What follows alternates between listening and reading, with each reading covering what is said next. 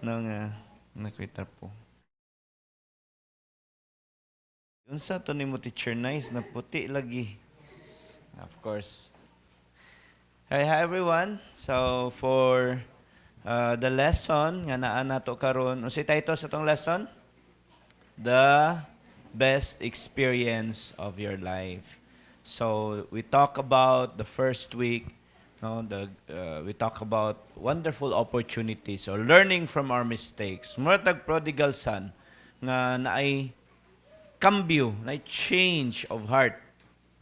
Kabalo ba mo nga dili kamo lang ang ni-decide nga mo appeal mo diri, kundi ang Ginoo una sa tanan. Dugay nang nag-invite. And then the moment ni align ta sa atong will, yes, ganahan ko ang Ginoo na dayto sigig panuktok. So gitagaan ta niya opportunity. Opportunity to encounter Him, ma-reconcile, ma-restore, di ba? And ay provision yang gihatag sa cross. Mo to naghisgot about divine exchange last Sunday. Nag-teach si Teacher Nice about the powerful exchange nga nahitabo. In the same way nga makita nato sa ato ang illustration how something so dark such as atong emotions, atong past, something nga dili ta ganahan, it could be changed na ay transformation nga pwedeng mahitabo.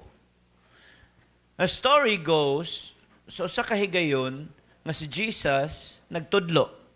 Pagtudlo ni Jesus, sa ka-context na yung mga religious leaders, sigig pangutana sa iyaha.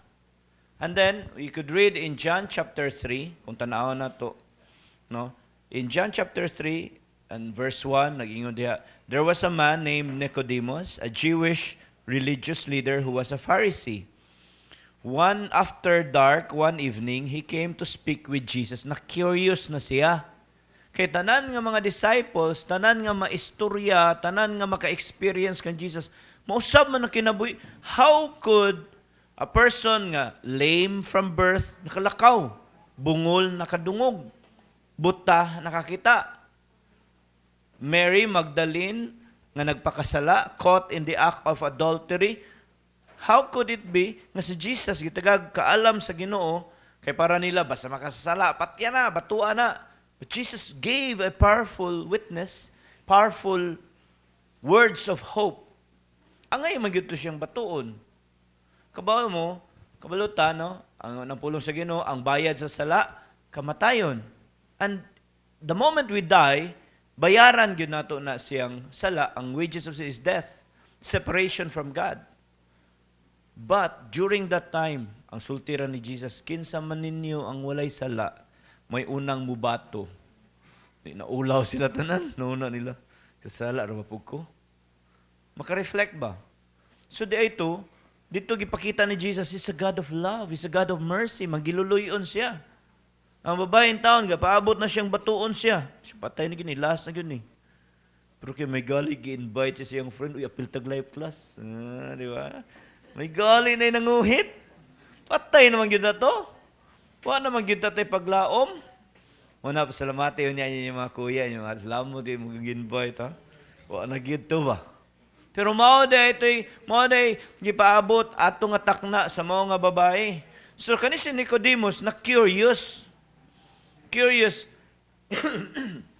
Excuse me, na curious siya kay sometimes religiously nagsimba, tanan nga mga binuhatan sa kining pagkabuutan, naning kamot ta, gusto kong bumait pero di ko magawa. Si Nicodemus siya unsa may milagro ani? Mo nang nangutana siya, Rabbi, we all know that God has sent you to teach us. Your miraculous signs are evidence that God is with you. Kita man namo na. Ingon si Jesus, I tell you the truth. Mo ni siya ang bottom line sa tanan. Siya kinahanglan bitaw kang ma-born again. Siya nga, unless you are born again, you cannot see the kingdom of God. Ingon po si Nicodemus, mo pa'y pagkadungog niya ba, born again. Kita, ignon tag born again, kato man ang magbababay sa hangin, hallelujah, praise the Lord, mo man na. Di ba, nanatay preconceived idea, born again, kana man na sila kanang mga laig tinuhuan.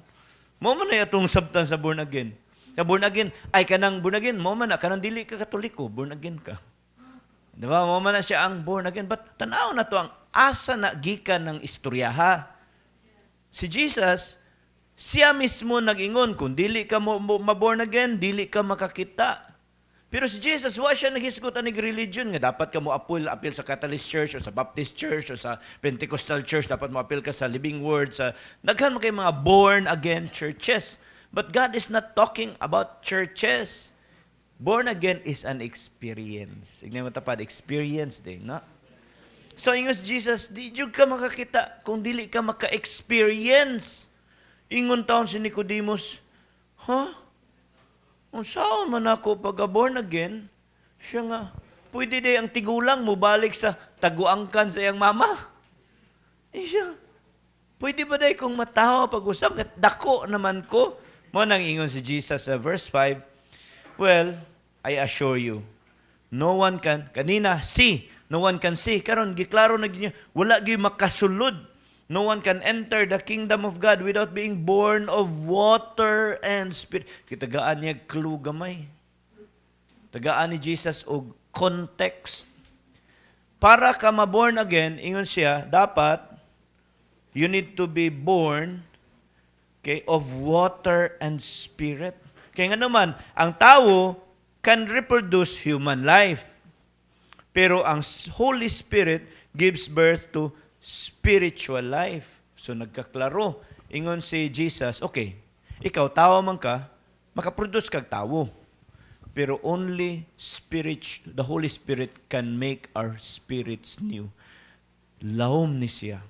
Muning ganahan nga masabtan sa Ginoo sa to, and money foundation sa tong faith.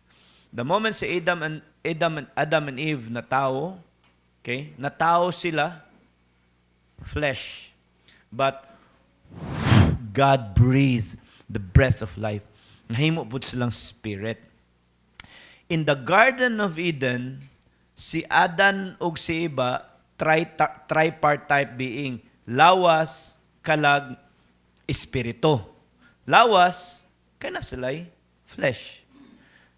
Kalag, kay na sila'y soul, na sila'y will, emotions, and intellect.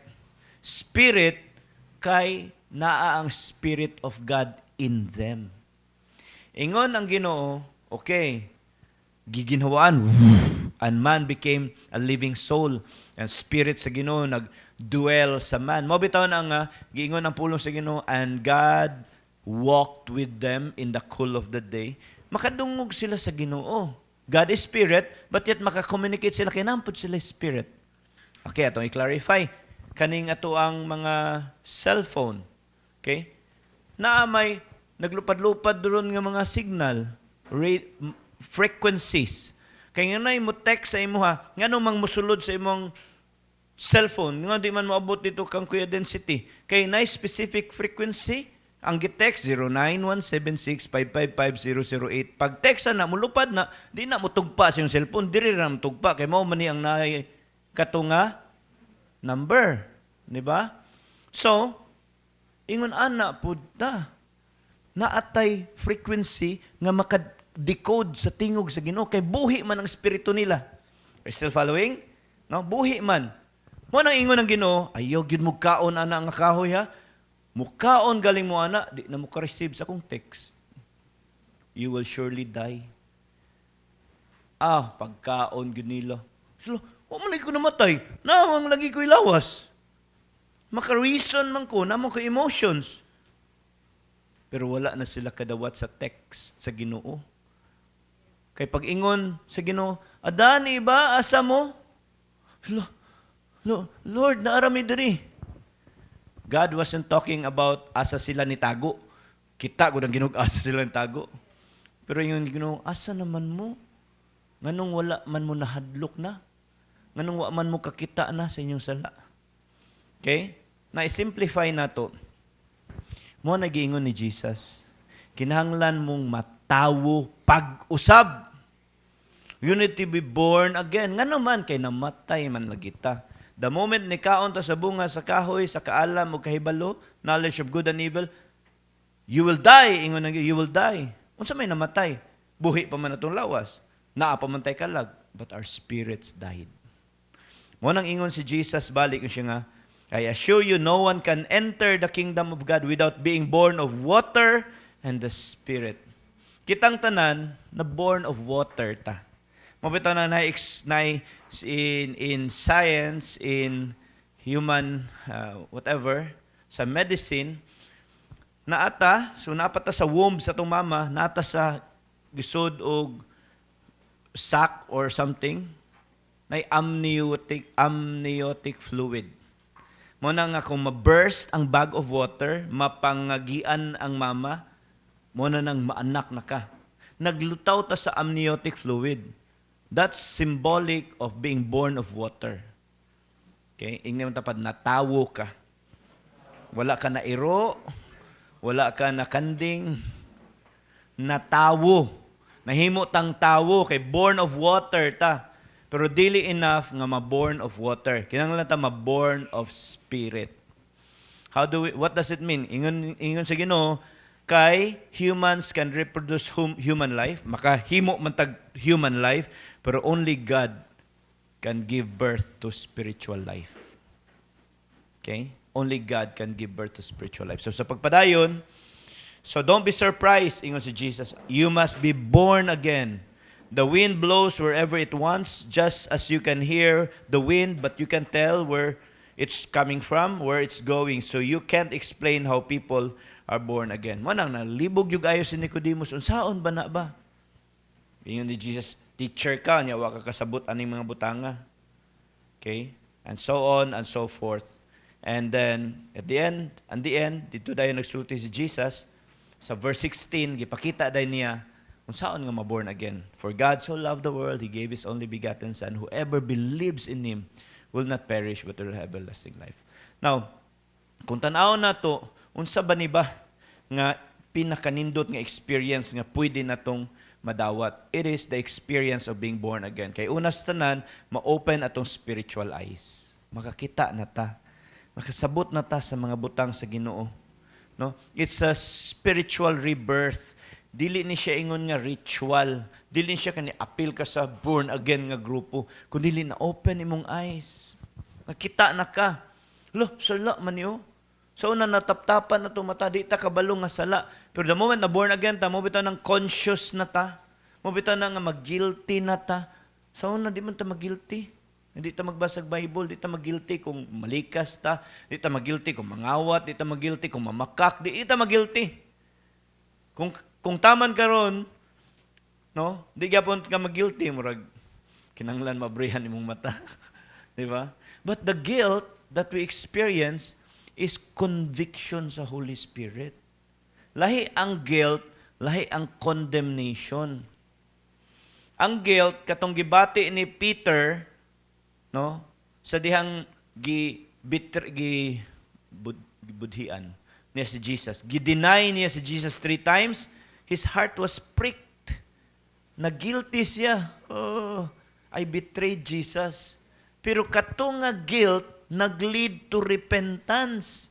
Ingon si Jesus, gi-restore siya ni Jesus. Pero si Judas, gibaligya ni si Jesus, okay? Gibaligya ni si Jesus for 30 pieces of silver.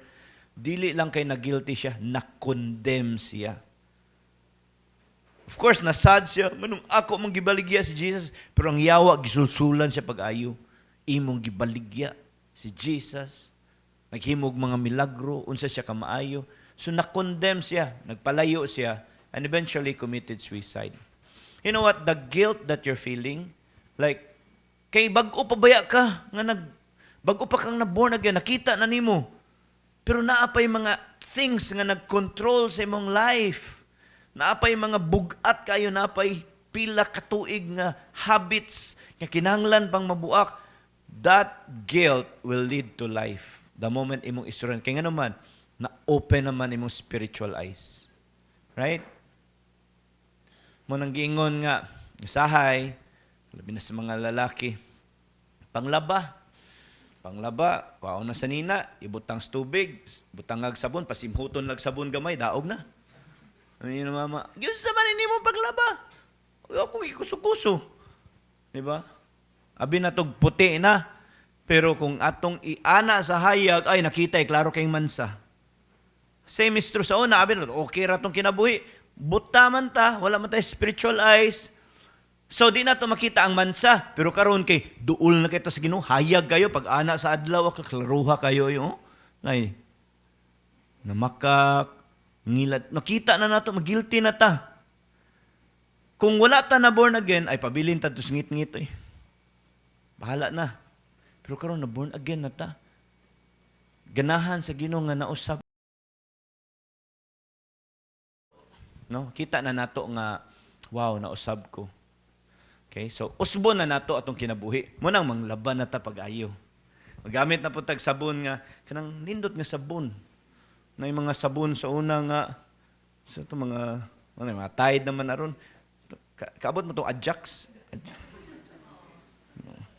Nato sila tagline sa una sa Ajax, gamayng kuso-kuso, tangtang ang bukton ug kwilyo. May nana mo to mo. Effective yun sa buna.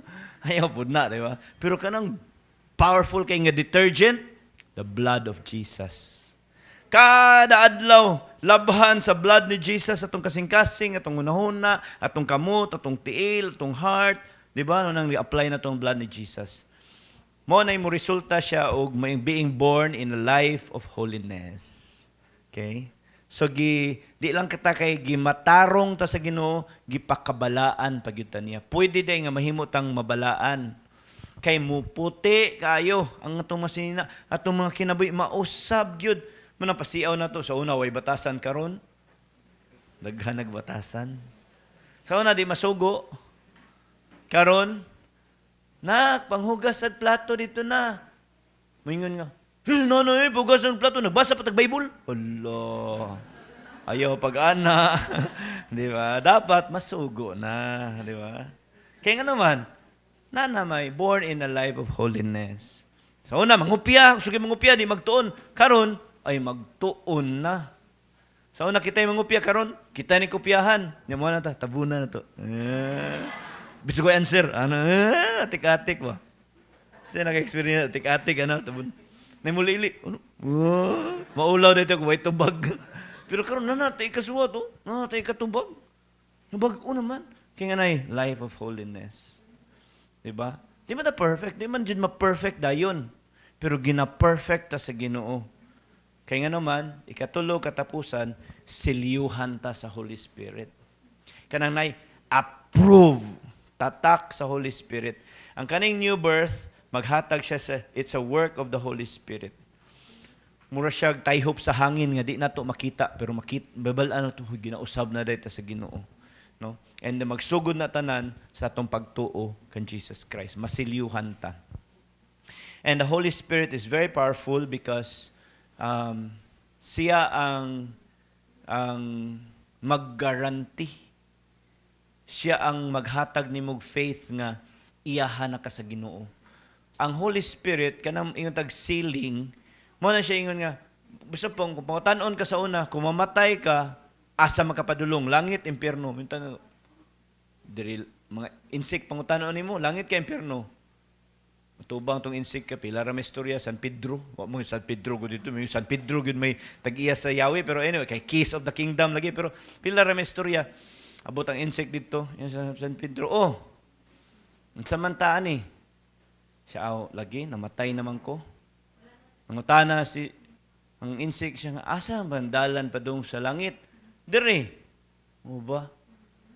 Asa manday ka? O, asa ang dalan pa dong sa impyerno? Yung po San Pedro, dire. Yung insik nga, adiri lang ko sa kanto, mamaligya ko.